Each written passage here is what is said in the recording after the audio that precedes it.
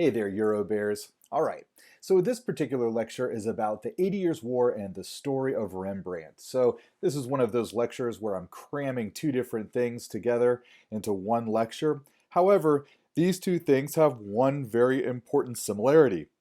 They have one thing in common, and that one thing that they have in common is the Netherlands. The 80 Years' War is the Dutch War for independence against Spain. And yes, 80 years is a mighty long time, isn't it? I'm sure it felt like endless conflict at the time.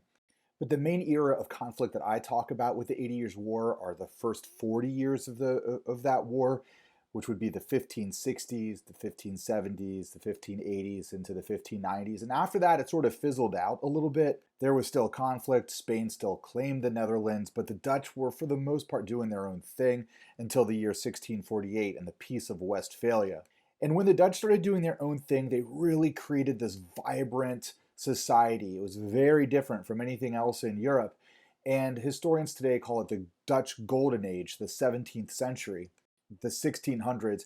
And there were incredible advancements in philosophy, mathematics, the arts, and in particular, and in finance.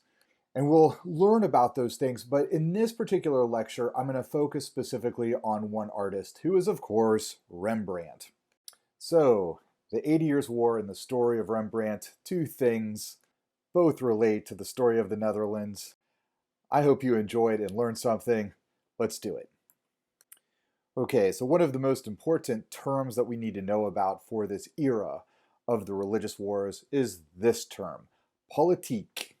This is a word that you should already know. A politique is an individual, usually a political leader, who values national unity over religious unity. And that's one of the great lessons of history that we can take away from the era of religious wars. We look at political leaders and we try to identify who is successful and who is unsuccessful. And what we find is that, for the most part, the successful leaders are those who are identified as politiques, those who are flexible, those who aren't rigid in their way of thinking, those who are willing to break from the standards of the past, to not be absolutist. These are leaders who don't say, hey, it's my way or the highway, but rather they're willing to compromise. And in this context, it's compromise with religious groups that they might not otherwise agree with. And so when we think of a leader who is a politique from this era, typically we think of Queen Elizabeth I of England or King Henry IV of France. We'll also meet another politique in the story of the 80 Years' War, and that is William of Orange, who's also known as William the Silent. And so when we think of an individual who is not a politique, and I don't know what the right word would be for the antithesis of politique, for the antonym of politique, I don't think there is such a word. But when we think of an individual who is not classified as a politique at this point in time in history, is Philip II of Spain. You've seen this quote before. I'd like to reintroduce it here. Philip II of Spain says, "I would rather die 100 deaths than to be a ruler of heretics." Philip II is a leader who says, it's my way or the highway. And for Philip II, his way is Catholicism. He expects for everybody in his massive realm to be a devout Catholic, and he has zero tolerance for any other type of religion, any other Protestant religion. And so we've already learned about how that drew him into a massive conflict with Queen Elizabeth I and England. And today, in this lecture, I'm going to focus on how that sparked the Dutch to revolt to gain their independence. Okay, so if you're thinking right now, wait a minute, the Netherlands, that's not really close to Spain. Why are the Dutch revolting against the Spanish? Well, let's revisit that. So what you're looking at here on this map, these are the realms of Philip II of Spain. So let's just take a moment to look at this map and to understand why all of these lands belong to King Philip II. Okay, so let's just start with the Iberian Peninsula. Spain and Portugal, you see here, are united under Philip II. That's because, hopefully you remember, his dad is Charles V and his mom was Portuguese. She came from the Portuguese royal line, and so Philip II inherited both kingdoms. And it was one of the few times in history that Portugal and Spain were united under the same governance. As you look across the Mediterranean there, you see that the southern half of the Italian boot and the islands of Sardinia and Sicily, that these also belong to Philip II. It's part of his empire. And hopefully you remember that back in the Renaissance, when the French attacked the northern part of the Italian city-states, the northern Italian city-states, in the 1490s, the Spanish responded in turn, keeping the balance of power by invading the south. And so the Spanish control the southern half of the Italian peninsula and those islands for a long, long time. That'll last into the middle of the 19th century. Okay, but then you see those other little yellow blotches up there in the continent that also belong to Philip II. So why does he have those lands too? Okay, well, hopefully you remember that Philip II's dad was Charles V, the Holy Roman Emperor, who we spoke about a lot during the Reformation lectures. And that when Charles V retired in the year 1556, he split up his empire and he ruled a lot. He ruled the Holy Roman Empire and he ruled Spain and all the Spanish possessions. That was too much, he felt, to rule, so he gave the Holy Roman Empire to his brother, Ferdinand I, and he gave the Spanish possessions to his son, Philip II. But for whatever reason, he gave some of the continental stuff that was not part of the Holy Roman Empire. They were their own separate realms. He gave those to Philip II. And this would include the Netherlands. And Charles V had control of the Netherlands because his grandmother, who was the wife of Emperor Maximilian I, she was from the royal family that ruled over the Netherlands. So in other words, to simplify it, simply Charles V inherited the Netherlands from his grandmother's family, and he passed that on to Philip II. So let me just forward to this map here. The Netherlands, just in case you had trouble finding it, here it is circled on the map. Now, the Netherlands and the people who live there, who we refer to as the Dutch, they have a very different type of culture than the Spanish do. Spain has a very rigid aristocratic structure, and the Netherlands do not. And that's because the Netherlands is located along several big rivers that flow into Europe, especially the Rhine. It's probably the most important one. And there are all of these coastal fishing villages, which means that the Netherlands has always been a great place for trade. And so whereas in Spain you have these aristocrats with these large lands that they own, the Netherlands is filled with merchants. And that creates a completely different society where you have a city that's filled with merchants because they're constantly trading, there are different languages that are going on, different currencies that have to be exchanged. And along with trading stuff comes new ideas. Because if the Dutch are trading with the Swiss and the English and the French and the Spanish and the German states, like they're going to bring in those customs, those cultures, those ideas. And so the Netherlands becomes a very vibrant cosmopolitan area. And they become even more so in the 16th and 17th centuries. And Spain is very different from that. Spain has its king, its aristocrats, everybody there is Catholic. There is one language, there is a clear social hierarchy. There are not a lot of new ideas coming in because the Inquisition will quickly kill those new ideas.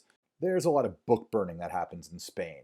Not so in the Netherlands. And so when it comes to the Netherlands, which Philip II visited once in his life, and he hated it, Philip II has to figure out what to do with the Dutch, especially when the Dutch start embracing Calvinism, the most radical and anarchistic of all the Protestant religions at the time. How will Philip II handle the Dutch once they start embracing Calvinism?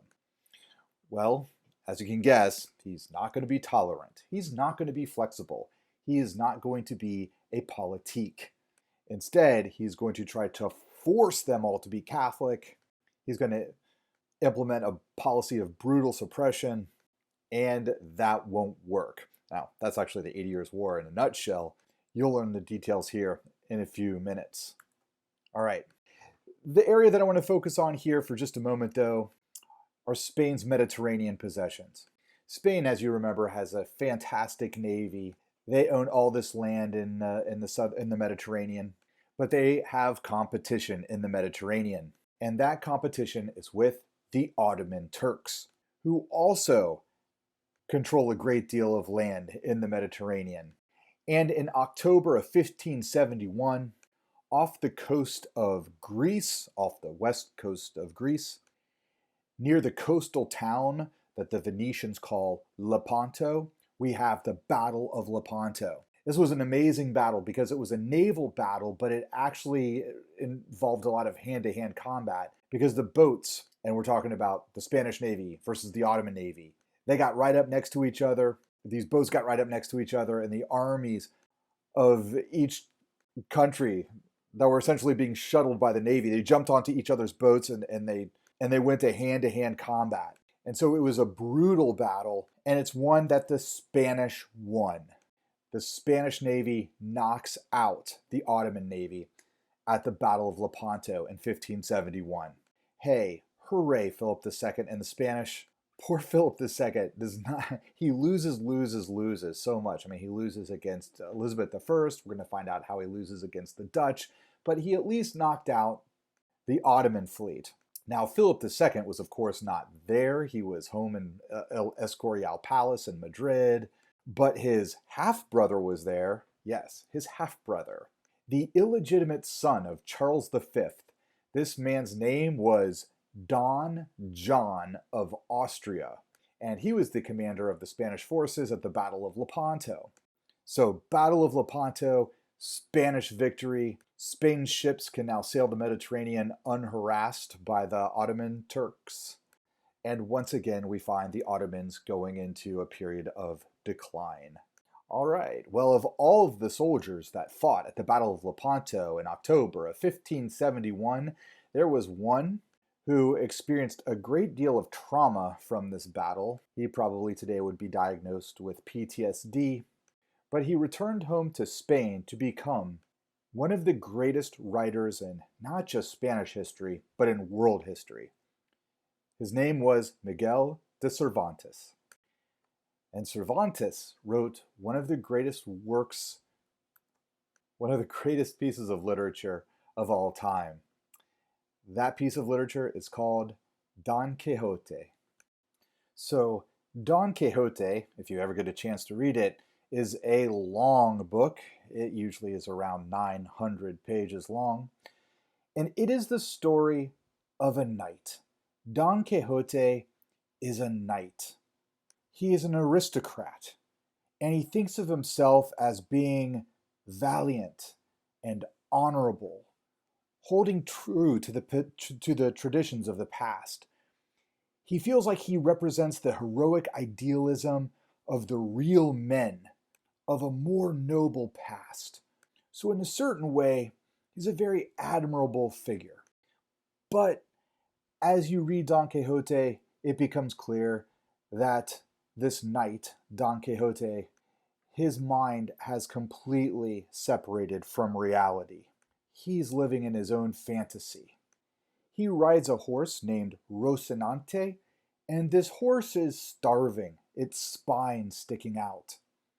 He has a squire, a servant. His servant's name is Sancho, and Sancho knows what's going on. He knows that his boss, Don Quixote, has lost it, that Don Quixote is nuts. But Sancho, he sort of plays along with him. He supports him because, well, even though he's broken from reality, there's something kind of noble about Don Quixote. And so Sancho, who Don Quixote looks down upon as an inferior, as a subordinate, Sancho's actually the one taking care of Don Quixote. Sancho rides a donkey. And Don Quixote, the novel, is about the story of this knight, Don Quixote, and his servant, Sancho, as they travel around having many adventures. But of this whole book, this epic long book, there is one scene that is the famous iconic scene of the whole epic, which is when Don Quixote comes upon a windmill. And Sancho sees that it's clearly a windmill, but Don Quixote looks at it and sees a dragon. And so for Don Quixote, this is his moment. He is a knight. He is going to slay a dragon. So, spear and sword in hand, he bucks Rocinante and he goes charging off at this windmill. Now, here's where we, as students of history, can pause and maybe try to understand the symbolism that Cervantes is giving us here. Here's one way in which we can understand this story. The knight Don Quixote, valiant, honorable, but living in the past and disconnected from current reality, he might be symbolic of Philip II, the King of Spain. The emaciated horse Rocinante, Spain. Sancho, all the obedient people of Spain who support their king. And what about that windmill? What might the windmill symbolize? Well, there's one country in Europe that sure does have a whole lot of windmills, both today and back in the 16th century. And that country is the Netherlands. Yes, when we think about the Netherlands, when we think about stereotypes with the Netherlands, wooden shoes, tulips, and windmills. The Netherlands is a very flat country, so it's a great place to harvest the wind. It's also a great place to bicycle because it's all very flat. So if the novel Don Quixote was symbolic for the politics of the time, and we see the character of Don Quixote seeing a monster, seeing a dragon in a windmill, then maybe Philip II, the King of Spain himself, was seeing a monster in the Netherlands when there really wasn't anything to fear with the Netherlands. The Dutch themselves at the time, they were not united. What we call the Netherlands today, or rather what the Spanish claimed as the Netherlands, was 17 different provinces. Each province was ruled by a local duke, which they called a stadtholder, and they were fiercely independent. They each wanted to do their own thing. So they know they're part of the Spanish Empire, so that just means, okay, we'll pay our taxes and supply you with soldiers if you need it. But for the most part, the Dutch just want to be left alone. They want to do their trading and their banking and do their own thing. But they also want to become Calvinist. Some of them, not all of them, but some of them. And Philip just can't handle that. He wants them all to be Catholic and he wants them to all essentially be Spanish in culture. And when you get right down to it, he just doesn't like the Dutch. So Philip II goes after the Netherlands, just like Don Quixote attacked a windmill. Okay, so let's talk a little bit about the Netherlands here. What you're looking at here is a very recent map of what was then considered to be the Spanish Netherlands. It would today be both Belgium and the Netherlands today. And sort of the separate formation of Belgium and the Netherlands starts to happen during the 80 Years' War. I'll talk about that. But again, back in the 16th century, none of this was united. There were 17 different provinces. Now, if you look up at the Netherlands today, there are two principal cities. There is the capital, Amsterdam, and there's another city there on the coast called The Hague. Now, the Dutch are weird and the Dutch are different in so many ways, and this is one of the ways in which the Dutch are very different from, I think, everybody else in the world. Amsterdam is the capital of the Netherlands, but all of the federal government buildings are in The Hague. Okay, so let me say that again. Amsterdam is the capital is the capital city of the Netherlands, but all of the federal government buildings are in The Hague. This is different from, I think, every other country in the world. When I think of our country, the capital is Washington, D.C. Why is our capital Washington, D.C.? Well, that's because where our federal government is located. The president, Congress, and Supreme Court, they're all in D.C., so that's, of course, the capital. But the Dutch aren't like that. The Dutch made their capital their biggest and most wealthy, and their biggest and wealthiest city, which is Amsterdam. So that's just different. It would be like if the United States said, okay, everything's staying the same, but we're just going to say that New York City is now going to be our capital. Washington, D.C. is still where the government's going to be, but we're just going to say New York City is the capital because it's our biggest city and it's where all the money is. So that's essentially what the Dutch did with Amsterdam. I guess there's no rule in terms of which city in your country has to be the capital. It can be whatever you want. It's just interesting that the Dutch didn't choose their political capital. They chose their financial capital, Amsterdam. All right, here's another thing that makes the Dutch a different sort of country. Not that the Dutch are the only country that did this, but they did it really early on in the Middle Ages. If you get a chance, look at your screen and look at this map right here. Actually, you're looking at two maps. The first map is obviously a mock of what the Netherlands would have looked like around the year 1300, specifically the area around Amsterdam. And then you look at the coastline of the Netherlands today, it's clear that the Dutch claimed a lot of land from the sea. So much of today's coastal Netherlands is actually built on the sea. What's amazing is that the Dutch developed the technology to do this back in the late Middle Ages. So how did they do it? Well, please do not ask me to explain the science behind all this, because I don't know. But what I do know is this. They built a series of pumping stations, like this one that you see here, that essentially suck water out of rivers, or it sucks water out of lakes and displaces it someplace else into larger rivers mostly. And then the Dutch also built a series of large earthen walls called dikes to hold back the waters, thus draining their land of a bunch of lakes and exposing some very fertile land underneath that they could farm. And so much of the coastal Netherlands was actually built on the sea.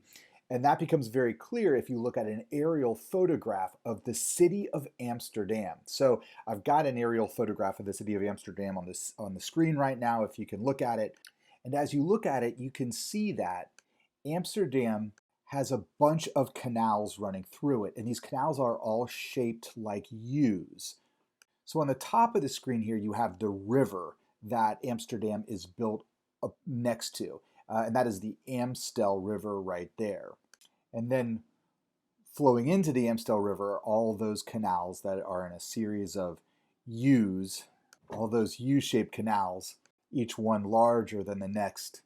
And in between the canals are, of course, all the homes and buildings of Amsterdam. And so here's a ground level view, or a canal level view of Amsterdam, and the typical architecture of Amsterdam, which is just great. I love it. These tall, slender buildings that each go back and touch the other tall, slender building built in from the other side, from the other canal. And so you might know that Anne Frank, during World War II, she was able to hide from the Nazis with her family in Amsterdam, and they hid in an annex in the back of one of these houses. And so by looking at this particular picture, you might get a feel for how they were able to do that, because if the annex was built on the back of the house and the house that they were in essentially butted up against the other house that was built on the canal on the other side, it would be difficult for the Nazis to know in a day and age before Google Earth that there was something built back there. So Amsterdam. Amsterdam was built on the sea. The Dutch have a great quote, which is this: God may, let me try to say it correctly here. God may have made the rest of the world, but we made Amsterdam. And that quote is very symbolic for Amsterdam, because Amsterdam is well renowned as being one of the most socially and politically liberal cities in the entire world. There are a lot of things that are legal in Amsterdam that are not legal in the rest of the world, and I do not feel comfortable talking about these things in my high school lecture. But it is an amazing cosmopolitan city. If you've ever visited there, two places I recommend going. The Anne Frank House, which is a museum. It's an amazing and incredibly emotionally powerful place to visit. And then also the Vincent van Gogh Museum. Vincent van Gogh, or Vincent van Gogh, however you want to pronounce his name. Although he did most of his famous paintings in France, he was from the Netherlands. But this reputation that Amsterdam has as being this incredible city that's not rooted in tradition, that's not rooted in the past, that's filled with new ideas, merchants, different cultures, why, that goes all the way back to the 16th century. So during the era of exploration, which really took off during the 16th century, all the major powers, think France, Spain, Portugal, England, they began colonizing different parts of the world. And of course, they're colonizing for reasons of conquest, for power, and for wealth. Well, the Dutch, during the era of exploration, they didn't really go out so much as to find new lands and to take over a whole bunch of land like the Spanish did and the French did a little bit. Instead, they went out looking for the opportunity for trade. They don't really care so much about land, but they do care about money. And here's where the Dutch got particularly creative. So I'm going to have you use your imagination here a little bit. So stick with me. Imagine you want to trade with the Chinese because the Chinese have these incredible goods that are unavailable in Europe. Goods such as silk and porcelain and tea. Because these things are such rare, precious commodities in Europe, you can sell them at it for a significant price. So you want to trade with China. So let's think about what this would entail. You're going to need a boat, you're going to need a crew, you're going to need something to sell the Chinese, which is actually a difficult thing to do because the Chinese don't really need anything that Europeans want to sell. But let's say you have something, or you're just going to use gold or silver to purchase these Chinese goods. But you're going to need all of this. You're going to have to sail this boat, and you're going to, so you're going to have to individually, you're going to have to be a very wealthy person to do this individually. When France or Spain or England does it, it's going to be financed by the government and their wealth and their power.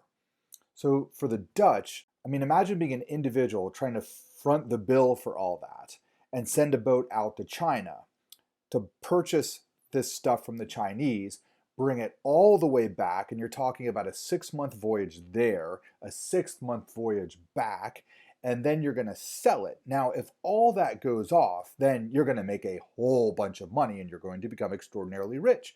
But you already need to be rich in order to do that, in order to have the capital to pay for the boat and the crew and the gold and silver to buy the Chinese wares to bring them all the way back. And then there are immense dangers associated with this. There's bad weather. There's piracy. There could potentially be a mutiny on this boat if the leadership of the boat isn't good enough and the men who are working on the boat get angry. Something bad could happen to the boat when it docks in port in East Africa or in India or someplace on its way to China. So sending a boat all the way over to China and bringing it back is a very, very risky venture. So in order to do it, you have to be extraordinarily wealthy to begin with. Or you could lower the personal cost and the personal risk for you as an individual by getting several of your friends, or maybe dozens of your friends, to go in on it with you. And this is what the Dutch started doing. So now let's think of this situation like this. And I'm going to start just making up some numbers here. So the currency that they use in the Netherlands are the guilder. That's what it was, the guilder. So I'm just going to make up a number here. Let's say the cost of a boat and the crew and the voyage to China and back, that's going to be 1 million guilder. And that's a steep cost for you personally. But let's say you get 100 people involved, so 99 other people involved. So you divide that 1 million between the 100 of you, and now you're talking about only 10,000 guilder per person. And that's much more affordable. And if something happens to the boat or the crew or the goods or something like that, well, then you lose, but you only lose 10,000 guilder instead of 1 million guilder. But if that voyage is successful and it comes back, that boat comes back and it sells its wares in the cluttered streets of downtown Amsterdam, then you and those 99 other people, you're still going to make money. And then also, by splitting up the cost like this, if you can afford it, you can send out multiple boats, thus increasing your chance of a return. Okay, so I hope this makes sense. I hope you have a good understanding of what the Dutch are doing. And they're doing it in the 1500s. They're doing this in the 16th century. The era of exploration has opened up the world for the Dutch. Okay, so let's go back to those 100 men who are all sending out a boat to China. These men, working cooperatively together, they form a company. This is clearly a business. All of these men are in it together. And I think I'm being gender appropriate here. I don't know of any women who were involved in the formation of these companies in the 16th century in the Netherlands. Okay, so these men are forming companies. All right, and then it gets a little bit more complex. Instead of it just being, 99 rich guys getting, or 100 rich guys getting together and saying, hey, let's buy a boat, they make their company public. And their company will have a store on the streets of downtown Amsterdam where they can sell to anybody a share of the company.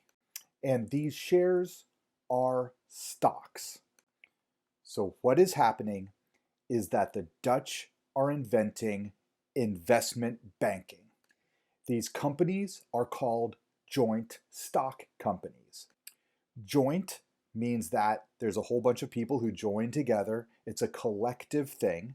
Stock in that you can invest in the company, and company is obviously a business that has the goal of making money. So what you would have on the streets of downtown Amsterdam, if you were an Amsterdammer in the I think that's right. If you were an Amsterdammer in the late 16th century, in the late 1500s, and you're walking down the streets of Amsterdam, and let's say you have 50 guilder that you want to spend, you could go up to one of these companies and say, I would like to buy a share of this company. Where are you guys going? You're going to India. You're bringing back, I don't know, cotton and tea from India. Okay, that sounds like a good deal.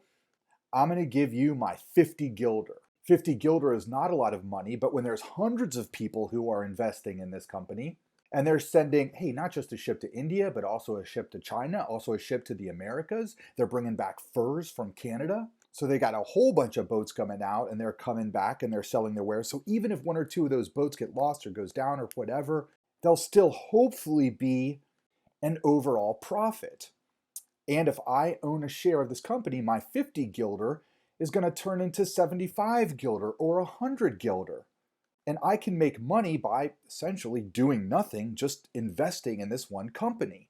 This is what the Dutch do. It's completely innovative. Now the British will pick up on it and they'll start doing it too. But like the French and the Spanish, it's the governments that are sending out those boats that are doing the trade and everything. And really everything that's being, all the money that they're gaining from doing that, that money for the French and the Spanish, it's going to the government in Paris and the government in Madrid. It's not being shared equally among all the people. So the Dutch start getting extraordinarily rich. Amsterdam grows over the course of the 17th century from being a small little town to a booming metropolis. These joint stock companies offered opportunity for anybody to make money and for anybody to really make potentially a lot of money. And when you have a whole bunch of people making money, then doesn't this create a more democratic atmosphere? When wealth isn't in the hands of just the aristocracy, but when wealth is in the hands of a majority of the people, doesn't that create a more equal society? So hopefully you're getting a sense of how the Dutch are doing something incredibly innovative and creating a completely different society from anywhere else in Europe. And they're doing it at the end of the 1500s. It's truly an amazing thing. And it would have been a great time to be alive. I can only imagine the streets of Amsterdam in the year 1650. It would have just been a bustling, energetic place, a place of capitalism, multiple languages being spoken, all these new things coming in from all over the world. It would have been incredible. However, the Dutch, in their quest to make money, and this happens when people are just focused on making money, they sometimes did some extraordinarily bad things, such as getting involved in the human slave trade. The very first Africans who were brought by force to the English colonies in North America, specifically Virginia, in the year 1619, they were brought over by the Dutch who were selling those Africans to make money. Capitalism also has its evil side too. Okay, oh, and hey, one last thing about the joint stock companies. When you went to buy a share of a company and you were investing in it, they would give you, a piece of paper stating that you owned so many shares of this company. And this was your stock. And of course, that piece of paper entitled you to your share of whatever that company was worth. So, what's this mean? The Dutch are the first that start edging towards the use of paper money. Now, it's not exactly paper money. It's a share in a company, but you can still take this piece of paper in to the company and sell it and claim your money for it. So it is a piece of paper that represents a certain amount of gold or silver, whatever. Okay. So now I'm going to get a little bit more complicated here. And again, I might have you use your imagination here. Okay, so let's say you're on one of these ships, right? And it's going over to, let's keep it with China. So you're going all the way over to China. And when you get to China, the Chinese officials that greet you, they might have some questions or concerns about you. Who are you? Where do you come from? Does your government know that you're here? Who do you represent?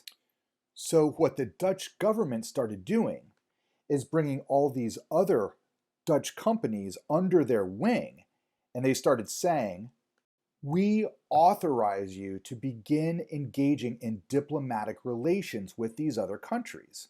So the Dutch government started saying, you can go to China, you can go to India, you can go wherever in the world, and you can engage in diplomatic relations with these countries. You can establish a port, you can come up with terms of trade, and we, the government, will support you. Another way of thinking about it is, these companies, which will all fall under the umbrella of this larger company called the Dutch East India Company, they are given the power of diplomacy. So this would be like, let's say today, the corporation of Walmart sees there being benefit in trading with the country of North Korea. And let's say Walmart wants to go to North Korea and strike up some deal with the North Koreans and say, hey, we want to build some factories over here. You can make some stuff for us, sell it to us for cheap. We'll take it back to the United States of America and sell it. And we'll make a bunch of money. You know, maybe we'll put Target under or something like that. So, and it would be like the United States government giving Walmart full authorization to engage in diplomacy with the government of North Korea. That's essentially what the Dutch did. They gave their companies the power of diplomacy. All right, so I hope that makes sense. Now, the other thing they did is they recognized that these ships on the high seas engaging in trade with other countries, they might run into conflict with other European countries. So let's say the Dutch go to China and they establish a port in China. So the Dutch have this port in China, and let's say they strike up a diplomatic relation that says, hey, this is our port, you're only allowed to trade with us here. But then here come the French or the British or somebody else, and they're trying to trade with the Chinese through that port too. And needless to say, this is going to bring the Dutch and let's say it's the French into a military conflict with each other. You know, there might be a naval battle or something over this particular port. Well, the government of the Netherlands also is going to empower these ships to make war. So the Dutch East India Company, it's this rather complex thing. It was the Dutch government empowering trading companies that all fell under the umbrella of the Dutch East India Company to engage in diplomacy and warfare. So hopefully that makes sense. So there was the Dutch East India Company, which was Africa and the Indies and the Orient, and then there was the Dutch West India Company, which would be the Americas. The Dutch East India Company was the bigger and more profitable operation. If you're looking at your screen right now, that VOC was the stamp of the Dutch East India Company. So during the era of exploration and colonization, here are the Dutch settlements all over the world. And what you might notice is, for the most part, with the exception of Southeast Asia, the Dutch really don't take too much land. Again, they're different from like the French and the Spanish and the British in this way. They don't really care about creating huge colonies. They don't really see any benefit for that. They just, for the most part, want trading posts. They want their colonies to essentially be cities.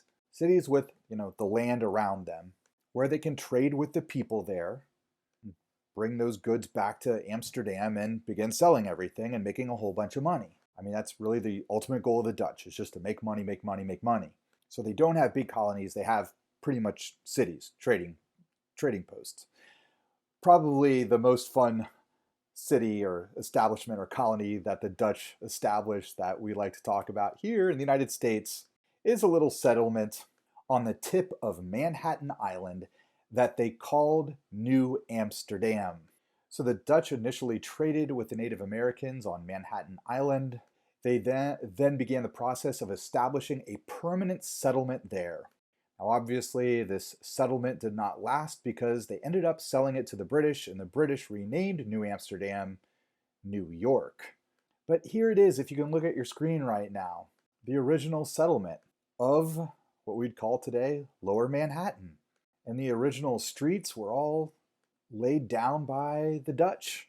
And there are some remnants of the Dutch in Manhattan today, mostly in the names that we have for things. So if you look at your screen right now and you look at the map of old New Amsterdam, and you look at the right side of the map, you see a wall.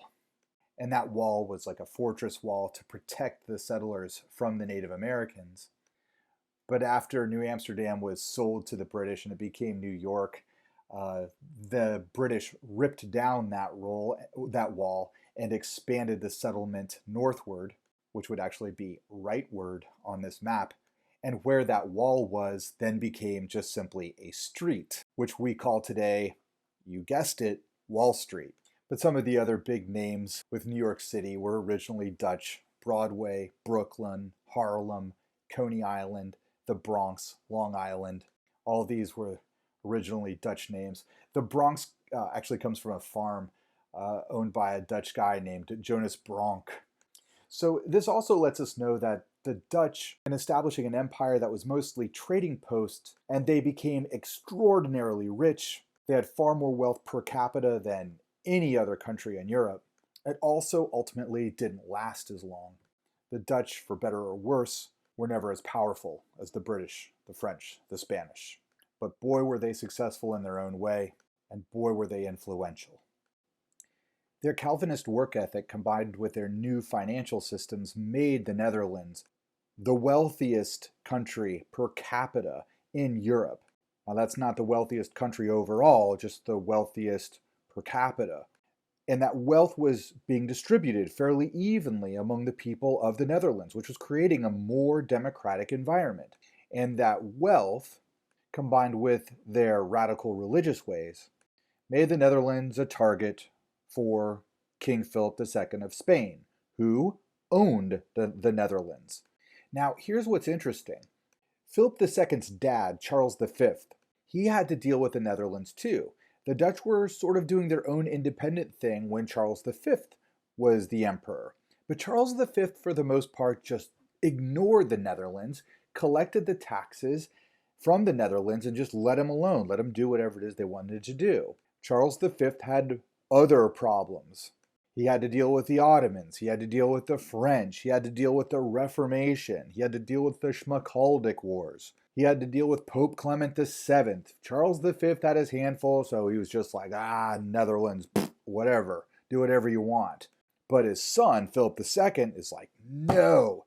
And Philip II increases taxes on the Dutch and dispatches more Catholic authorities to the Netherlands to enforce the practice of the Catholic faith in the Netherlands. And all this is happening in the 1560s. It starts happening in the 1560s. And when the Dutch revolt against both the taxes and, in many cases, the imposition of the Catholic faith, then the rebellion officially begins. All right, so you should know that several historians have compared the 80 Years' War, or the Dutch War for Independence, to the American Revolution, or the American War for Independence. Because in both situations, you can look upon the rebels as, well, these are colonists, and the mother country isn't being very nice to the colonists. They are imposing high taxes. The mother country seems to be demanding a particular type of obedience. And also, the mother country doesn't listen to the petitions of the colony, if we can think of the Dutch as a colony of the Spanish, which is not really fully accurate, but I'm trying to compare it to the American Revolution. But there were some similarities between the American Revolution, our war for independence, and the Dutch War for Independence. Thank goodness our war for independence didn't go on for 80 years. So, but this is technically the 80 Years' War, because the whole thing doesn't really come to a conclusion until the Peace of Westphalia, of 1648, which is also what drew to a conclusion the 30 Years' War. The simple way to understand this event is it is the Dutch Wars for Independence. Okay, so in the 1560s, in response to more Catholic authorities trying to make sure that everybody is practicing the Catholic faith in the Netherlands, and because of the high taxes on the Dutch began petitioning Philip II's officials in the Netherlands. Philip II was not there. He was only there once in the Netherlands, and he was never there during the 80 Years' War. So it's really his officials that are there in the Netherlands who are interacting with the people. So anyway, people who were upset with what Philip II was doing, with the policies, the cultural, religious, and financial policies in the Netherlands, they first tried to appeal to reason. They petitioned the government officials. Please lower the taxes. Please be flexible when it comes to our own spiritual lives. And because they petitioned them constantly, the Spanish officials in the Netherlands began referring to the Dutch as beggars. And when the Dutch themselves heard this, then they proudly then began calling themselves the Beggars. They reappropriated the word. They accepted it as a title of honor. Yes, we're the Dutch Beggars.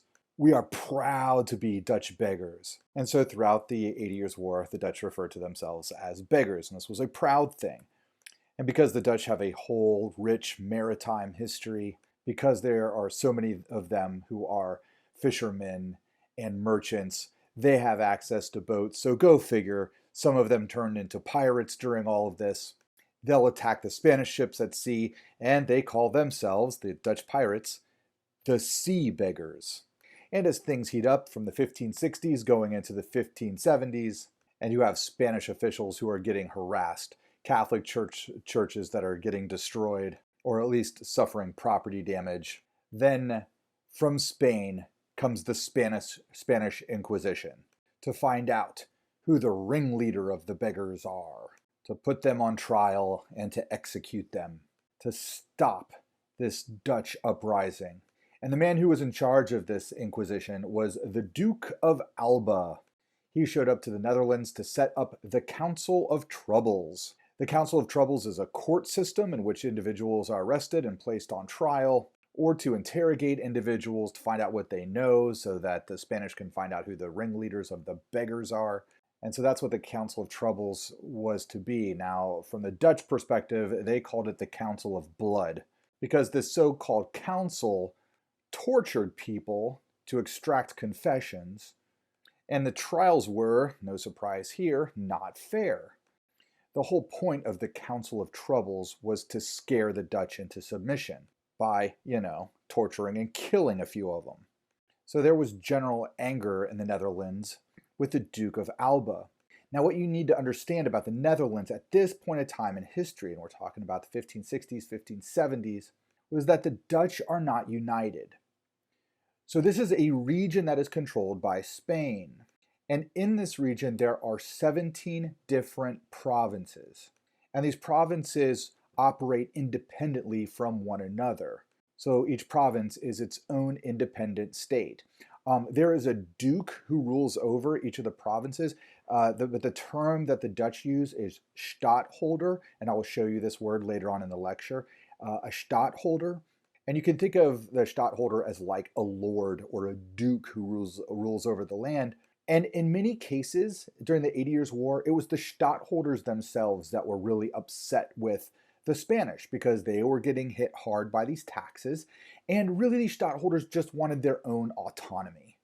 So it wasn't really the poor of the Netherlands that were necessarily rising up against the Spanish, although they didn't like the Spanish either. But they were organized, the rebellion was organized by the stadtholders, by the aristocrats of the Netherlands.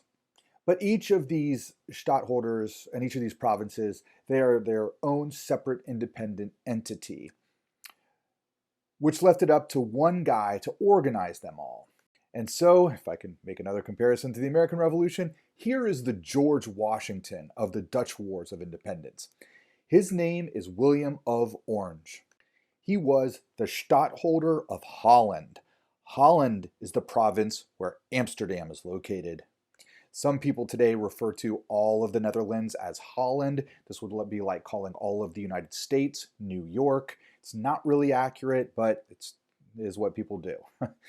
Okay, so let's talk about William of Orange here for a second. His nickname is William the Silent, which is a bit misleading because William of Orange was not personally silent at all. If you could go back in time and meet William of Orange, well, first of all, you'd have to speak a little Dutch, but if you could go back in time and meet William of Orange, he would be gregarious, he'd be outgoing, he loved to party.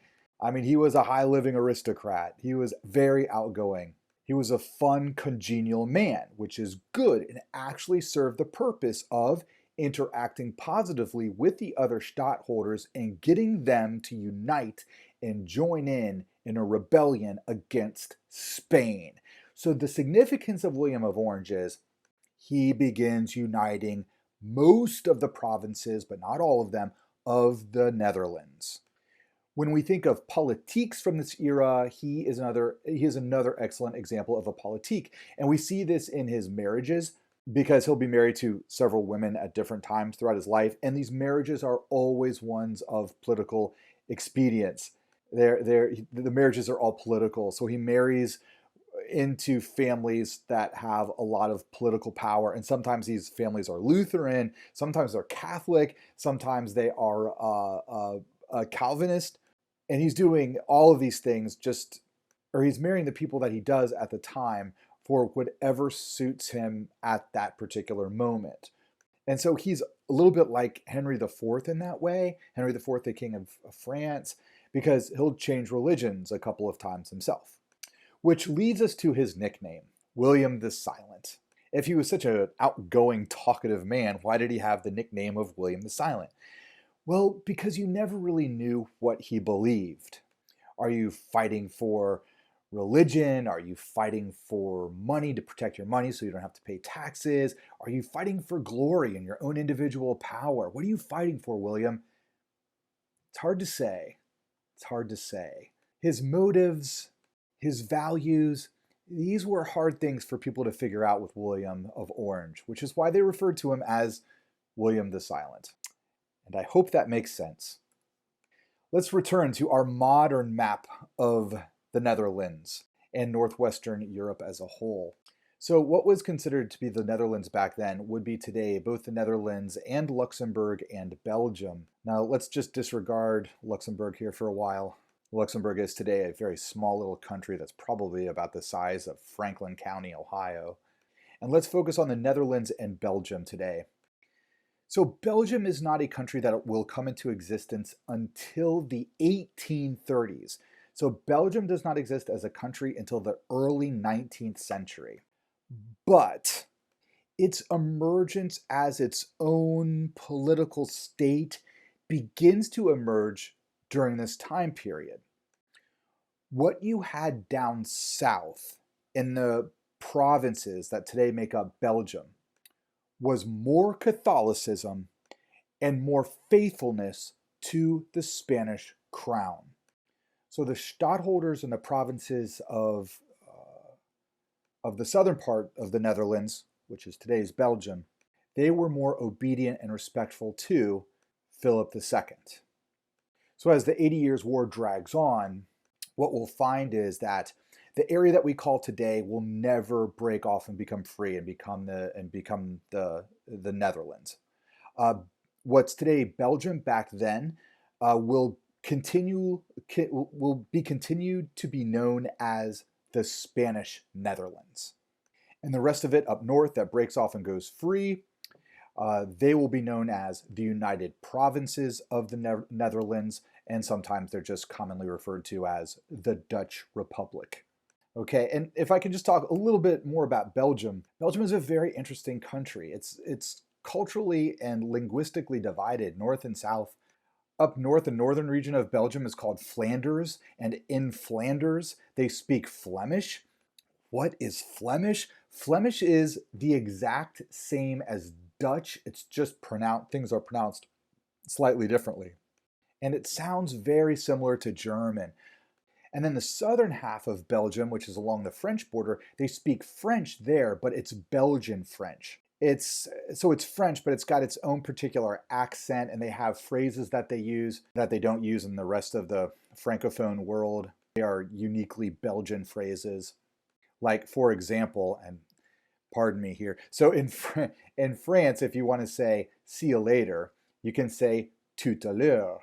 In the southern part of Belgium, they don't say tout à l'heure like they do in the rest of the French-speaking world. They say tout à l'heure. It's their own little weird version of French. And so the French themselves find Belgian French to be just disgusting and annoying and backwards. They see Belgian French as a bastardization of their French language, just like they do, the way the Quebecois speak French in Canada. The French are stuck up about their language, but who isn't? So I enjoy talking about Belgium because I lived in Belgium for 3 months in the summer of 1996. If you're looking at this map here, where I lived in Belgium was a suburb of the city Liège. So if you find Liège here on the map, it's in the southern French-speaking part. And so I learned a little bit of Belgian French. And when I would travel down south to Paris, because you could get on a train and get to Paris in like an hour, which was great. I get off the train in Paris, and I had to remember not to use my French phrases that I'd learned to speak in the southern part of Belgium down in France, because they would make fun of me. I mean, they're going to make fun of me anyway. I'm an American. But then when I was living in Liège, if you look at the map here, I literally could get on a bike and ride up north to Flanders. And how cool was that? I could get on a bike and I ride just half an hour, and they'd be speaking a different language. I mean, it's almost like getting on a bike in Upper Arlington and riding to Hilliard, and they speak a different language in Hilliard. I mean, it was nearly that close, and it was amazing. And that only really happens in Europe. There's just so much more cultural diversity there. And so I don't speak Flemish or Dutch, but I did study German in high school and in college a little bit. And the Flemish language was very similar to German. I could actually listen into conversations and understand bits and pieces, not all of it, but bits and pieces. And when I would ask directions, the directions were, like very similar to German, like geradeaus, du biegst links ab, du biegst rechts ab. Like it was it sounded almost exactly like German. And I remember my host dad, when I showed up to live with them for a summer, he asked me, what do you know the history of Belgium? And I said, no, I didn't know any Belgian history back then. And he started telling me the story. He's like, we used to be Spanish. And that made no sense to me. Like, how could Belgium have been part of Spain? He's like, we never spoke Spanish, but we were Spanish at one point in time. And he began telling me the story. I had trouble understanding it then. Hopefully, you are smarter than I was back in 1996. And you now understand why the Belgians were once Spanish. All right, let's go back to the 80 Years' War. Pardon my diversion there. So when the Duke of Alba showed up into the Netherlands, he showed up with 10,000 troops, some of whom were mercenaries. It was a powerful force, but the Duke of Alba, he did not do a good job at financing his army. So many times the troops went without pay. And when the troops went too long without pay, well, then they rioted. There were many mutinies of the Spanish army. And when they mutinied, they took it out on the people. So this sounds very similar to what's happening during the 30 Years' War. This is happening a few decades before the 30 Years' War, but it's similar in terms of what actually goes down. These soldiers don't have pay, so they ransack the cities. They go into homes, they steal stuff, they take food, and they're doing this even to the citizens that are cooperative with the Spanish. One of these events was famous. It was called the Pacification of Ghent. It happens in the middle of the 1570s. Ghent is a town that is in northern Belgium today. It's a coastal town. It's a town that attracts a lot of tourists because it's sort of an old medieval town. You go to Ghent, you feel like you're back in time. There was at this same time in another Belgian city, the city of Antwerp, Spanish soldiers were mutinying there too, slaughtering people. Like it was a full-blown massacre. They massacred 15,000 civilians in Antwerp. And this rioting led to the Pacification of Ghent, which is technically a peace treaty to stop the rioting. In the following decade, Philip II had placed a bounty on the head of William of Orange. So William of Orange for several years had to live in a constant state of fear of assassination. And so there was a Dutch supporter of Philip II who didn't believe in what William of Orange was doing. This was an individual who was a loyalist to the Spanish crown. And when a bounty was placed on William of Orange's head, this particular individual decides that he is going to kill William of Orange. And he does. He gets a couple of pistols. He makes it into William of Orange's castle in a town called Delft.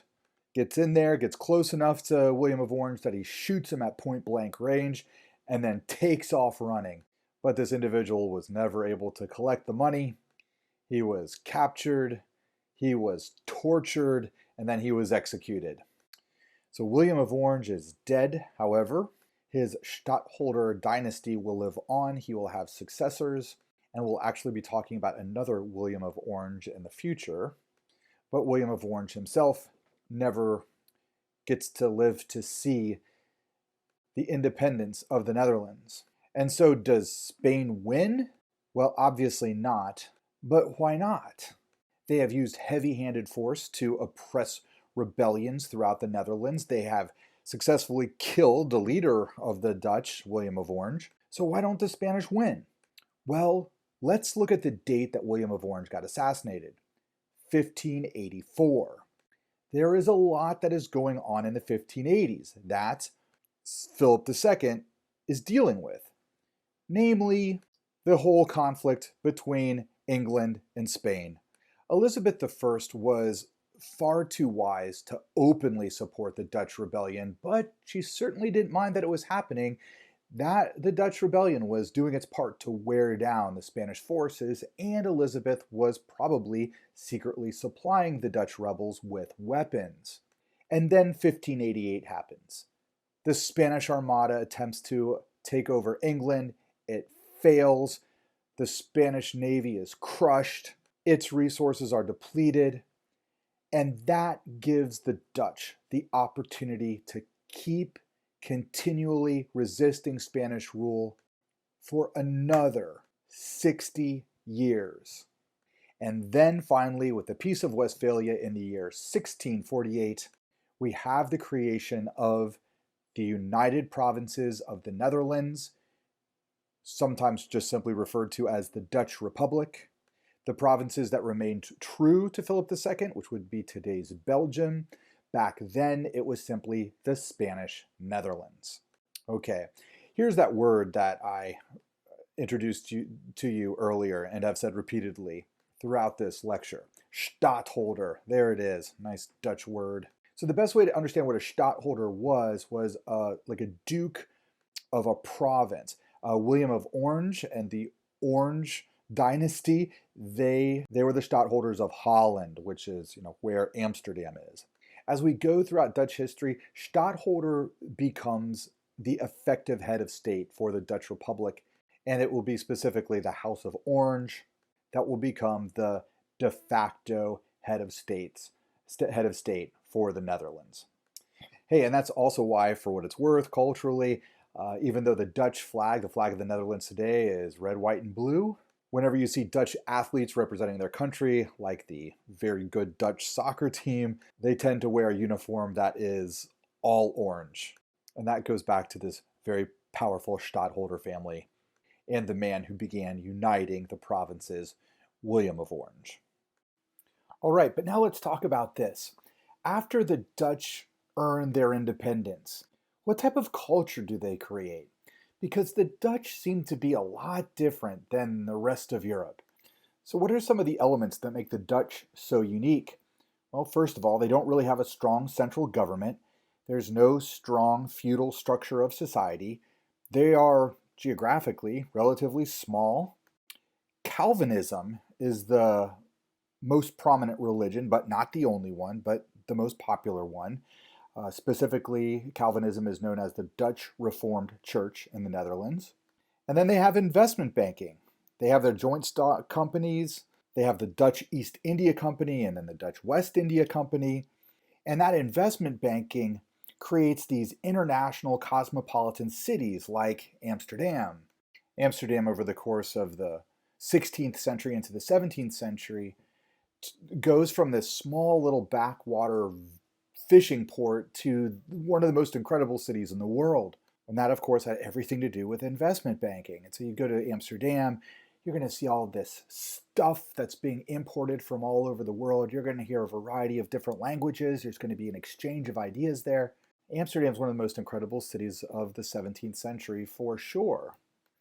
So all of these elements make the Dutch Republic, the Netherlands, a very unique place, very different from what you're going to find elsewhere throughout Europe. And this persists. If I can jump ahead to the 18th century, to the 1700s, and specifically the 1770s, about the same time that our country was getting ready to be born, there was a French philosopher, and his name was Denis Diderot, and we'll talk about Diderot when we get to the Enlightenment. And Diderot was traveling from his hometown of Paris up to St. Petersburg, Russia. It was a long trip. And he stopped in Leiden, which is in the Netherlands. And Leiden is a great university town in the Netherlands. Was back then, it is still today. And when Diderot got there, and he's not really geographically that far away from Paris. I mean, I think traveling from Paris to Leiden today is just going to be a train ride, a couple hours long, maybe, probably not even that. So, but Diderot gets to Leiden, and for him, it was the greatest city he'd ever seen at that point in time in his life, because he said the people here are free. It felt free. There was an incredible exchange of ideas. Capitalism had provided financial opportunity for nearly everybody. And Diderot relished being in Leiden, and he might have actually stayed in Leiden had he not had a job up in St. Petersburg that he had to go and do. So the Netherlands is incredibly different from the rest of Europe, and especially when we're talking about the 17th century. For our purposes of AP European history, though, I thought that this might be a nice way to summarize the culture of the Netherlands. And so on the slide here, I've got these two things. I say Calvinism plus capitalism equals the culture of the Netherlands. Now, this is very much an oversimplification, but I think it works. I think it works. And with these two things, Calvinism and capitalism, those two things clash. Those two things don't necessarily naturally go together. They are contradictory. But I think both of those things, which are contradictions, do a whole lot to influence the culture of the Netherlands as best as I understand the culture of the Netherlands. I can't say I've spent too much time in the Netherlands, although I have been there. But let me try to explain this. So Calvinism. When you think of Calvinism, you think of this doctrine, this religious doctrine, and central to Calvinism is the idea of predestination. This idea that God already knows whether or not you're going to heaven or to hell. And so you must prove that you are going to heaven, that you are one of the elect. And how you prove it is not just through prayer and knowledge of the Bible, but through diligence. You work, work, work, work, work, work. Work is just as important as prayer in Calvinism. Calvinism very egalitarian in terms of how they look at the political world, or at least how they look at everybody as individuals politically, that everybody is equal. But people are not spiritually equal. Most people are going to hell when they die, according to the Calvinists. Okay, so you take that mindset and you combine it with capitalism. Now, when you think of capitalism, you think about financial people who want to go out and make money. And today, in the 21st century, the image of a staunch religious person and the image of another person who wants to go out and make a whole bunch of money, those two things might not really go well together. That's the contradiction. But capitalism does have some overlap with Calvinism. And that overlap is an egalitarian view of humanity, that everybody's sort of on equal footing politically. We all have opportunity. Capitalist and Calvinist, neither of those people believe in a feudal structure of society. They don't believe in kings and queens and aristocrats and peasants. They believe everybody should have equal opportunity, right? And both, in theory, value hard work. And so they go together in that way. Now, where they split is what happens when you start making the money. So let's say you are a successful financial capitalist and you make boatloads of money. Now, in America today, think of what you're going to do. I'm going to go buy a mansion and a Ferrari and live a wild life. Like, I got the money to do all, whatever I want to do. Have a vacation home in Maui if I want. But obviously, you're not going to live that way if you're a Calvinist. So, how does a Calvinist perceive wealth? Okay, so here's where we get the culture of the Netherlands. In the Netherlands, the Calvinists who became capitalists, who became investment bankers, some of who became businessmen themselves, creating companies, financing ships, selling shares of stock, etc. Those of them that started making money and started making a lot of money, they perceived that money like this.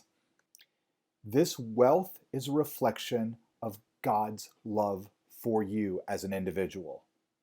So in other words, you are living your life right. The wealth is God's blessing upon you. All right, so that sounds wonderful.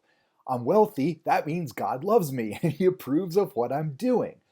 But I must continue to live a good, hard-working Calvinist life. I should continue to be puritanical in my behavior and in my work ethic. So this means not necessarily flaunting your wealth, being humble with your wealth, but, and here's where it gets weird, to a certain degree, you want people to see that you are wealthy, maybe in terms of the home that you buy in downtown Amsterdam, maybe in terms of the goods, some of the goods that you've imported from China or from India or from North America. You decorate your home with some of this stuff to show people that you have wealth. So you show it off a little bit, but you continue to work hard. And you can pride yourself that you are a pillar of the community. Your hard work, your diligence, your religiosity, along with the wealth, this makes you feel good about yourself. And you hope that you are a role model for other people in the community. You've worked hard. God has bestowed His blessing. You now serve as an example for other people to work hard and to be religious. So, to the best of my ability, that is the best way in which I can summarize the culture of the Netherlands in the 17th century, in the 1600s. Now, this attitude towards both religion and wealth has influenced our country's history too, and probably the best example of that is Andrew Carnegie in the late 19th and early 20th century. Hopefully you remember learning about Andrew Carnegie in your American history class. Andrew Carnegie, at the end of his lifetime, was one of the richest men of all time. And at that time, it was he and John D. Rockefeller who were in constant competition with each other to see who could make the most money. But Carnegie, when he finally sold Carnegie Steel and he makes a tremendous amount of money, he's a multi-billionaire. I mean, numbers that are just too astronomical to even think about. I think he was worth something like $300 billion in today's money. I mean, you just can't even imagine. So he's so fantastically wealthy. And in trying to decide what to do with his money, he decides that he's going to start giving it away. He starts to feel that there's a moral obligation to give the money away. So and he'd already done this before a little bit while he was still working. He had built Carnegie Hall. That's probably the most famous thing that's named after him in downtown New York City. But he gives his money away after he retires to all these philanthropic projects. And one of the most important projects for him was to have constructed across the United States of America in as many towns as possible little libraries. Libraries that he would, pay to have built and then to stock them with the books and then let the city run the libraries. That was a very important philanthropic project for him because he wanted for every American to have the opportunity to educate themselves so they could rise up beyond, or from whatever station in life they were born into. So if you were born a poor farmer, but you wanted to better yourself, you could still go to that public library, get a free library card, educate yourself, and potentially improve your life. And that was very important for Andrew Carnegie. When I think about that, I think, oh, that's the Dutch culture of the 17th century. That very much reflects the two values of Calvinism and capitalism. So, okay, I've spent a little bit of time talking about this. Let's get into some of the actual culture of the Netherlands in the 17th century. I'm actually only going to talk about in depth about one individual, but the Dutch Golden Age is what they call the Netherlands of the 17th century. Because of these factors, the Dutch are free, they're capitalist, they're small, they're far more democratic, they're wealthy, etc. The Dutch Golden Age doesn't last long into the 18th century, and that's mostly because of the French. The French under the King Louis XIV, who we'll talk about in a future lecture, he repeatedly attempted to invade the Netherlands for their wealth. And so those ongoing wars with the French sort of wore down the Dutch, thus ending the Golden Age. Okay, but there are four particular figures that we'll talk about throughout the course of AP European history that are associated with the Dutch Golden Age, two of which are philosophers, the other two are artists. And these are the two philosophers that are associated with the Dutch Golden Age. The first is René Descartes, who lived in Amsterdam for a period of time. René Descartes was a philosopher and a mathematician. I think everybody here is associated or knows the word Cartesian plane. Cartesian plane is named after René Descartes, who developed that. He also developed the notation for the square, as in E equals mc squared. That little notation of a 2 for a squared was also developed by René Descartes for what that's worth. René Descartes is not Dutch himself. He is French. He was born and raised by he was raised by French Jesuits. He went to a Jesuit school, so you'd think he'd be a good Catholic, but then he published a book that was a little too edgy for the Catholic Church and in France, and so he ran away to the Netherlands. He ran away to Amsterdam, where he lived for a while until he was hired to be the personal tutor of the Queen of Spain, or Queen of Sweden, and then he moved up to Stockholm, where he eventually caught pneumonia and died because it was too cold for him up in Stockholm. So we'll learn more about René Descartes in our unit on the scientific revolution. That's where I'll talk about René Descartes. Another great philosopher of the Dutch Golden Age is Baruch Spinoza. Spinoza's family is actually Portuguese and Jewish. And Spinoza's family, this was before Spinoza was born, they fled Portugal, fearing the Inquisition, and they came to the Netherlands, where they could be far more free. And Amsterdam attracted a large Jewish community. Young Baruch Spinoza was raised in this Jewish community, but then this sounds similar to René Descartes with his Catholic Jesuit upbringing. Baruch Spinoza wrote a book and presented ideas that were so radical that he was actually rejected by the Jewish community. He wasn't Jewish enough for them. But neither were his ideas about God really well received by the Christians either. And so poor Baruch Spinoza kind of comes up with his own ideas about God and the nature of the universe and all that don't really work well with anybody. And so poor Baruch Spinoza actually spends most of his adult life fairly alone. There was a kind Christian family that took pity on him and allowed him to live in their attic, where he spent his days writing his radical philosophy books. So Baruch Spinoza we will learn about in a future lecture on John Law and the Mississippi Bubble. So again, we'll learn more about both of these guys later. And here are the two artists that are well associated with the Dutch Golden Age. And they are Johannes Vermeer and Rembrandt van Rijn. We typically just refer to them as Vermeer and Rembrandt. It's really cool. If you ever fly into the Amsterdam airport, in Amsterdam, of course, if you fly into the Amsterdam airport and you walk through the Amsterdam airport, various terminals have taken elements of Vermeer's art and Rembrandt's art and created these three-dimensional lifelike things that like kids in the airport can play on and such. It's really very cool. And it just goes to show that even still today, the Dutch, they recognize that Vermeer and Rembrandt are among their greatest artists. And as such, they did something important in creating the identity of the Netherlands. So Vermeer and Rembrandt. Vermeer, I'm not going to talk about in this lecture. Vermeer, I will talk about in the same lecture I talk about Spinoza, which is the lecture John Law in the Mississippi Bubble. But Rembrandt van Rijn, I would like to talk about him and how he is an excellent example of this new culture of the Free Dutch Republic. So when I say capitalism plus Calvinism equals the culture of the Dutch Republic, Rembrandt's art really can be seen as a reflection of that. Okay, so let's learn a little bit about Rembrandt. Rembrandt is Rembrandt van Rijn because he grew up along the Rhine River.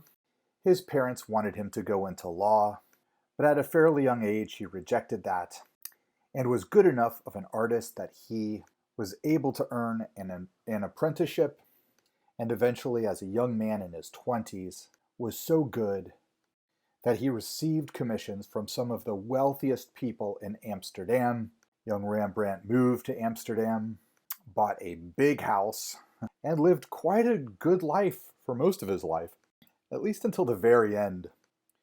Rembrandt is very similar to Albrecht Dürer in that Rembrandt enjoyed painting himself a lot. He did quite a few self-portraits, like these two self-portraits that we see here. Rembrandt painted himself so much that I feel like if I could go back in time, I could recognize Rembrandt if he was walking down the street. He has these really soft, gentle eyes, sort of a wispy mustache, and man, wild curls for hair. So what's this say about Rembrandt? The fact that he enjoys painting himself a lot. He does his own self-portrait many times over throughout the course of his life. I honestly don't know. However, it is interesting in terms of how he paints himself when particular events are happening in his life. And I'll talk about that a little bit later on. Okay, but he's a Calvinist. Calvinists, for the most part, are iconoclasts, which means they don't like artwork, or at least they don't like religious artwork because it detracts from reading the Bible. So Calvinists don't want you to look at pictures from the Bible. They want you to read the Bible so that you have a direct connection to God. But the Calvinists in the Netherlands, they just simply aren't that radical. And churches and religious individuals do commission Rembrandt to paint works for them so that the famous personages, the famous people of the Bible can be brought back to life in this new and powerful way. So you have images that Rembrandt painted, such as Moses and such as Abraham, that we see here on the screen. So he makes some money doing religious paintings. But here, throughout his life, is how he made some of his big money. Portraits. Portraits of wealthy merchants and their families. Let's look at this particular portrait right here, where we can see some elements of both Dutch culture and Rembrandt's amazing skill as a painter. So take a moment to look at this woman. Likely she is a woman from a wealthy merchant family who could afford to have Rembrandt paint her picture. So if the two elements of Dutch culture are capitalism and Calvinism, can you see both of those elements in this particular painting? What in this painting might say Calvinism? That this is a Puritan. This is a woman who has dedicated her life to God and not to frivolous worldly pursuits. This is a woman who is among the elect. She is going to go to heaven. Is there anything in her dress or in her expression that might speak to that? Now, capitalism, wealth, money. Is there anything in this portrait that would suggest that? That one might be a little bit more hard to spot in this, but that's because you might be overlooking the obvious. Rembrandt painted this. He's an amazing painter. You can't afford Rembrandt unless you're already rich. And look at what he can do. This is oil paint. And he does such a good job of capturing an amazing expression. Expressions of sympathy, humbleness, resolve. You look at this woman and you think, yes, she is a good woman. And of course, that's what this family wants Rembrandt to capture. Yes, look at us. We're good Calvinists. We're also willing, Rembrandt, to pay you boatloads of money to make us look like good Calvinists. So there's a lot of subtlety in Rembrandt's art. So I don't see too many people going, yeah, Rembrandt, with a portrait like this, thinking like, oh yeah, this is one of the greatest works of art of all time. But if you know a little something about the culture which produced it, and who's paying for this painting, then you start to see a little bit more in it. And then when you start to look at the amazing detail, the skill of Rembrandt and his ability to just capture perfectly a face and give it an amazing expression, even if that expression is subtle, then you start to appreciate Rembrandt. Okay, here's another portrait. So I've got a title and a date for this portrait. This is the portrait of Nicholas Roots. It's from 1631, and Nicholas Roots was a real person. And so maybe look at him while I describe him here for a second. He was extraordinarily wealthy, and he made his wealth in the fur trade with Russia. Hence the fur coat, hence the fur hat. So here's our capitalism. This is a wealthy, wealthy man. All right, but look at the expression of his face. Is he a mean man? Is he a cruel capitalist? Just a money grubber? No, look at that face. Kind, sympathetic.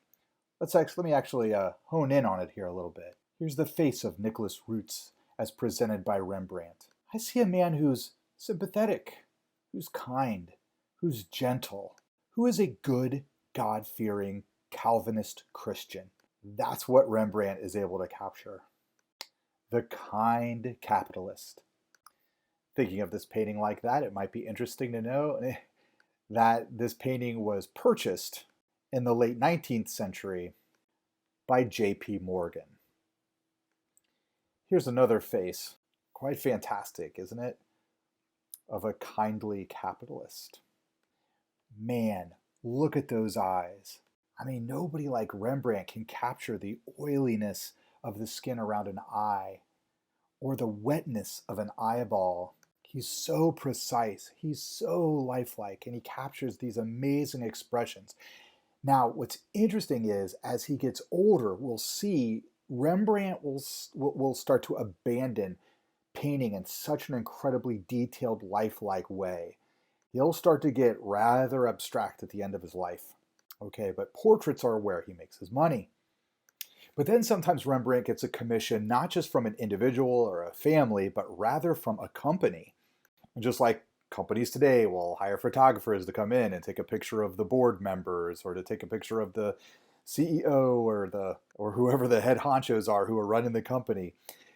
Companies commissioned Rembrandt to come in to paint their portraits all together. And here's one of these portraits. I do not know what Dutch company this is. I don't know who these guys are, but I mean, check them out. It's great. It's perfect. First of all, they're Calvinists. They're wearing all black, humbly dressed. They've got their puritanical hats on. Makes me think of the Puritans that were on the Mayflower. Those people were Calvinists too. So here they are, but look at them. They're looking at their bank book. They're looking at their ledgers. They're looking at like the money that they're making. Maybe that guy on the right there is even holding a purse. These are the guys who are running a company. So Rembrandt would get money for this too. The businessman in action. I like how the one guy there, the second from the left, is sort of in motion. He's either sitting down or getting up, but he's not just relaxing and kicking back. He's a man in action. He's a man in motion. So here they are, the businessmen. Okay, so now's when Rembrandt's going to start to get a little radical in the 1640s. He gets a commission from a city council. There are these city officials that want Rembrandt to paint their portrait. And they're expecting something like this, the image that you're seeing right here, the image of businessmen doing their job. That's what they expect, something similar to this. But Rembrandt decides to present these city councilors in a completely different way. And he paints this, which is one of the classic paintings of the Dutch Golden Age. It's called The Night Watch. It is a huge painting. It takes up an entire wall. Looking at it on your little screen here does it no justice. In size, it's approximately 12 feet by 14 feet. It is a big painting. The figures on there are life size. And look at what the figures are doing. I mean, if you thought that businessman who was like sitting up from his chair in that previous portrait was a man in motion, these men are in motion. Look at them. It's like they're marching off to war. They got pikes and drums, and they've got, if you look at the guy in the yellow in the front there, he's got a sword, or not a sword, sorry, like a spear poked out. One guy on the left side, he's packing a musket. A guy on the top there is gesturing with a flag pointing forward. These are individuals who are on a mission full of energy. They're coming right out at you. It looks like the two principal men in front are about ready to walk off the canvas and into the room. It's a painting that is full of energy, that is full of motion, and that's of course what Rembrandt was going for. Now the thing is, when Rembrandt presented this to the men that commissioned it, the men didn't know exactly what to think about this. They thought they were just going to be painted like all sitting around a table or something, and now they look like they're marching off to war? Well, okay. They accepted it, and Rembrandt received his commission, but Rembrandt starts receiving fewer and fewer commissions. His work is starting to get a little radical. Now, this next work of art is over, I think, 25 years after The Night Watch. This is one of the very last things that Rembrandt painted in his entire life before he passed away. But I show you this one next because you see the contrast, how radical Rembrandt got over the course of time. So let's look at this particular painting. This is Simon seeing baby Jesus. And you look at it, it's very splotchy. It's very impressionistic. Thick globs of paint that don't really give us the precision that Rembrandt was delivering earlier in his life with the portraits of the wealthy capitalists. But what he is able to capture with this splotchy, more impressionistic, radical style is powerful emotion. For me, this is a very powerful painting because here's what I see. I see an old man at the end of his life holding new life in his arms. And his eyes and his mouth all let us know that this man is deeply moved. He's probably crying. This is an image of the cycle of life. The old man knows that his days are numbered, and here in his arms is new life just begun, and the future that belongs to the baby. That's a future the old man will never know. No matter what style in which he painted throughout his life, Rembrandt could capture emotion. So here's another painting that Rembrandt painted around the same time at the end of his life. So Rembrandt, when he was living in Amsterdam, he became a bit of a spendthrift. He did marry a very, very wealthy woman, although she passed away while she was still relatively young. Rembrandt went on to later marry one of his babysitters for the children that he had with his first wife. But his first wife had money, Rembrandt made money, and they became spendthrifts. They purchased a huge house in downtown Amsterdam, and they filled it with lots and lots and lots and lots and lots and lots of stuff from all over the world that's being imported into Amsterdam. So Rembrandt really showed off his wealth. He was not smart financially, and he ended up going bankrupt. Now, in Calvinist Amsterdam, there is no greater shame than going bankrupt. His house got sold off, his paintings got sold off, and the sales from that stuff went to the people to whom Rembrandt was indebted. So he was virtually penniless. And so the city of Amsterdam decided to do him a favor. They're like, okay, this is Rembrandt. He's one of the greatest painters of all time, and he's ours. He's Dutch. Now, he's gotten weird at the end of his life, but let's give him a commission. So in Amsterdam, a new town hall had been built. And this town hall is actually still there today. It had just gotten built in the middle of the 17th century. And they wanted to decorate it with some art. And so the Amsterdam City Council, or whoever is in charge of commissioning the artwork for this new building, they decided to pick artists from Amsterdam or from the Netherlands to paint scenes from Dutch history. And so they reached out to Rembrandt. They said, would you paint us a scene from Dutch history? We'll pay you good money for it. We all know you could use the money, and we'll put it up in the new Amsterdam City Hall. And Rembrandt, of course, agrees because he's broke.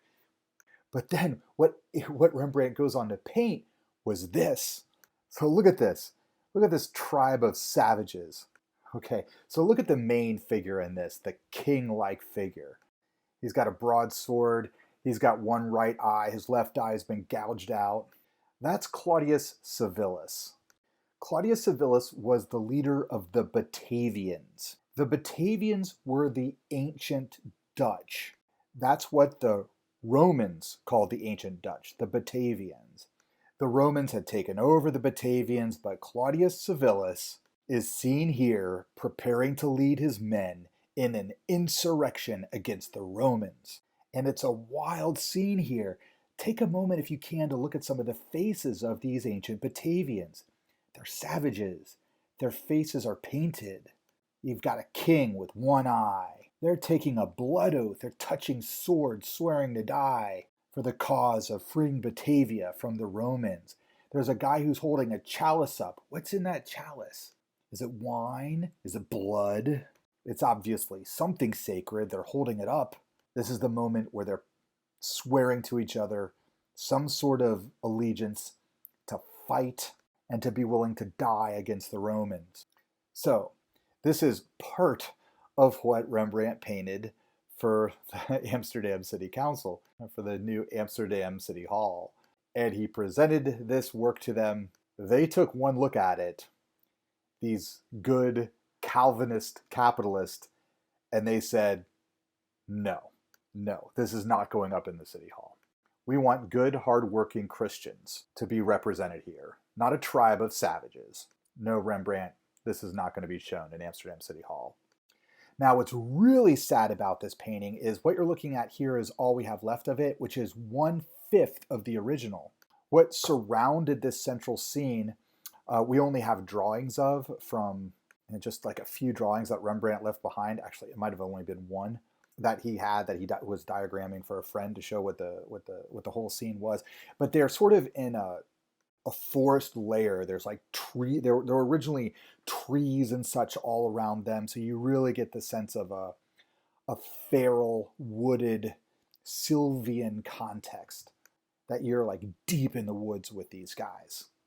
But the original canvas was so large to be placed on this huge wall in the Amsterdam Town Hall that nobody would have ever bought the entire thing. So Rembrandt literally had to cut out this part of it with a knife and in hopes of selling it.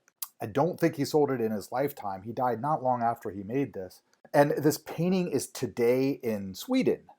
I do not know how it got to Sweden. I'm sure there's a story there, but today if you want to see this painting, the original, you got to go to Stockholm to see it.